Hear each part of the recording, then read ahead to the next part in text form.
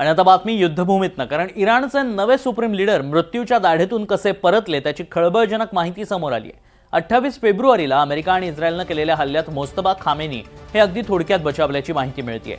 त्यांचे वडील आणि माजी सुप्रीम लीडर आयतुल्ला अली खामेनींसह अनेक टॉप लीडर कुटुंबातल्या अनेक सदस्यांचा या हल्ल्यामध्ये मृत्यू झाला होता। मात्र एका लीक झालेल्या ऑडिओ क्लिपमधून खळबळजनक माहिती समोर आली आहे। द टेलिग्राफनं प्रसिद्ध केलेल्या वृत्तानुसार 28 फेब्रुवारी रोजी ब्लू स्पॅरो मिसाईलनं सुप्रीम लीडरच्या निवासस्थानावर हल्ला झाला, तेव्हा काही मिनिटं आधीच मोस्तफा खामेनी घराबाहेर बागेत फेरफटका मारण्यासाठी निघाले होते। काही पावलांच्या अंतरामुळेच ते वाचले, मात्र घराचा ढिगारा अंगावर पडल्यानं ते जखमी झाले।